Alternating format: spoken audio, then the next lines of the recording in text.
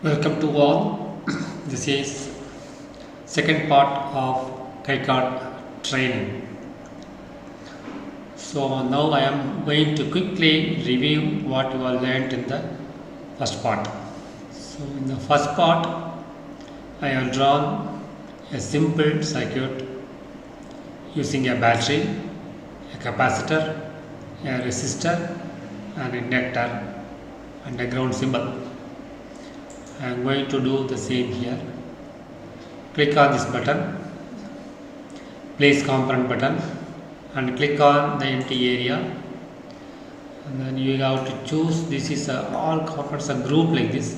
I am going to choose the group device. Select the battery. Battery is being displayed here. Click OK, and then battery comes to the drawing area. Then I am going to choose another component. Click place component, click on the open area, and then go to devices, and then I am selecting a capacitor. Click OK, and then I am rotating it by pressing R. So I am placing it here. I am selecting another component, clicking on the open area, selecting devices, and then I am going to select an inductor. Inductor will comes in I. Okay, it's coming here. Clicking OK, rotating it by pressing R, placing it here, and I am going to choose a resistor from the same group devices. It will be not it's here, so I am placing it here. Now I am going to connect all the components using a wire. So I am zooming in, center button zooms in, and then it zooms out also. So click, and then click, it connects these 2 points. Then click and click, this connect to these 2 points. I can pan using this button, and then click, and click this, connect these 2 button, and then I have to connect these 2 points. Click, and then click. Now the circuit is complete. I am going to place a ground. This is the ground symbol, and then I click here, and then I am choosing this ground button, or I can choose anything else by clicking the power and choosing the ground, and then I am placing it here. I am going to connect it with wire. Click, and then click on the line, and then it's connected. So now I am saving it. So this we have seen in the part 1. Now I am going to see all the button, purpose of all the buttons on the top row. So this is the save button, and then this is the page settings.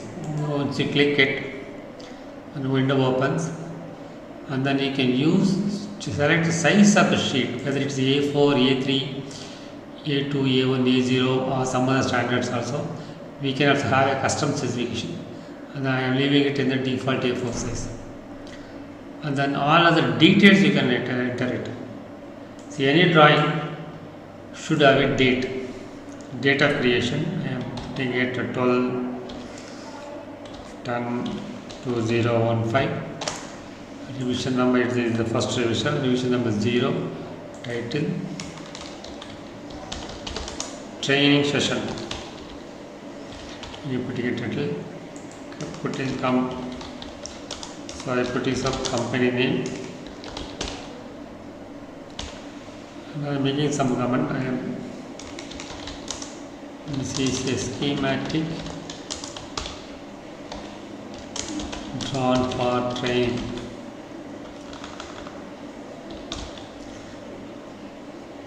Page layout description is a page layout description file. I can add a file here if you want. So I am clicking it OK. See I have all the decision details are filled here.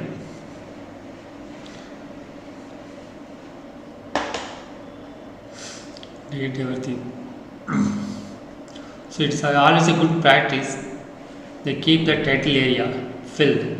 This becomes documentation. So when we open the file later date, we will come to know for which purpose we have created this one. Now this is the button for printing. If your printer is connected to your system, then you can print this schematic. Now you can find a component. When your drawing becomes very complex and large, sometimes it becomes very difficult to search for a component. So you can click this and then you can type which you want to select. So I am typing it R and then find, and then it's here. So it is found in the R questions. You can search for this text also. Find. I am going to search for a battery.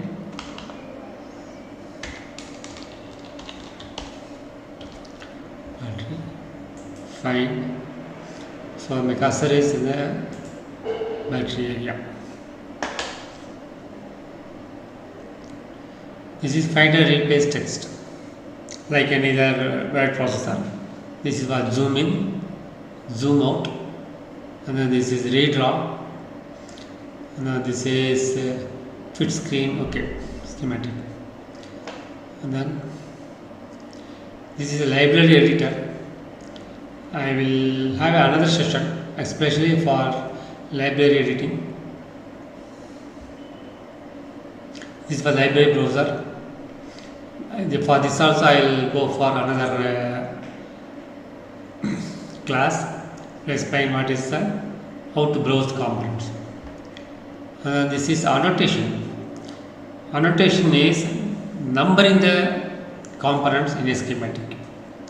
So it will automatically number all the components in the schematic.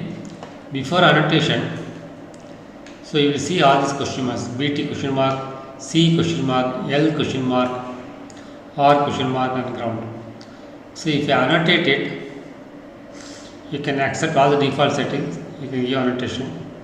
Let us see what happens after annotation. And you give OK. Annotate only the annotated components of the entire schematic. This operation will change the current annotation and cannot be undone. Okay. So now you see battery symbol was BT1, C1, L1, R1. So now all the components are numbered automatically. And then you want to, this is for checking for electrical rules where all corrections are proper. There are so many rules you can set. But now we are going to check only the connections are properly done. So I am going to run it. So it's giving us an error. Pin connected to some other pin, but no pin to drive it. Error type 3. Power is not driven.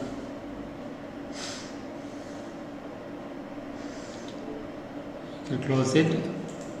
And then wherever there is error, it gives a mark. This is the error marker. So you can right click it, and then you can read the message here also. Sorry, 1 minute. Yes, marker, clarify. Yes, marker. Marker error info. Once you can read it here also.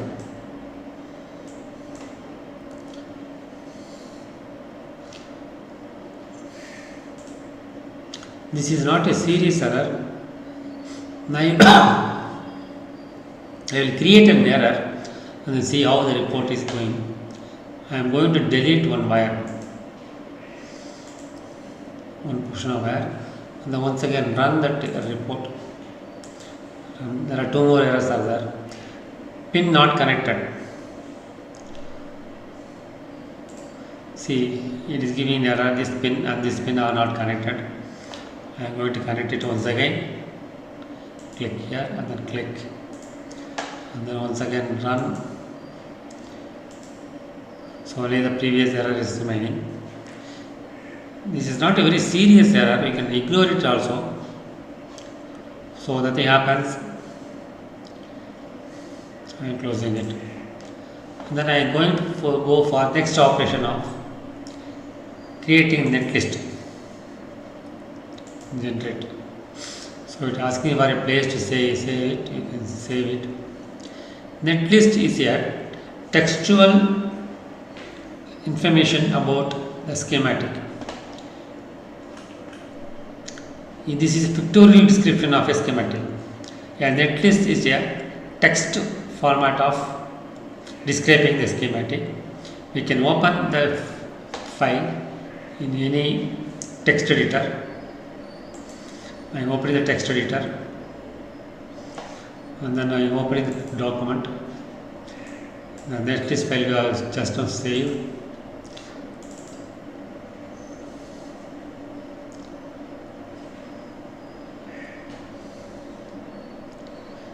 Training, I have to check where you are. Just a minute, I once again generate that netlist. Netlist KiCad training.last default file name, generate Dropbox KiCad training. Okay, save. So I was looking for the file in the wrong location. Once again Dropbox KiCad training net, open with text editor. So this is the file automatically generated by the netlist. You can edit if it is required, but most of the time there is no need of editing this file. You can retain it. This is a file. This is the input file for PCB layout. PCB layout reads information from this file and makes connections and other things. Connections, footprints and other things. And we come back. Okay. This is BOM. BOM generates a bill of material. Generate.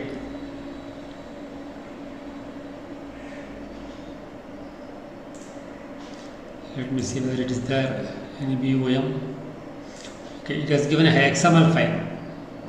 So from the XML file you can extract various data. So you can find out some programs in the internet how to extract data from XML file. You will see later. This parameter you will see later. Now coming back to the KiCad, and then this is footprint editor, and then this also needs separate class for editing. Run CV PCB. So this will start the process of making the PCB.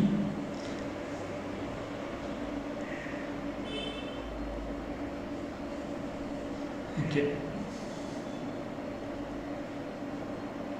So this will run CV PCB. Okay, I am clicking this.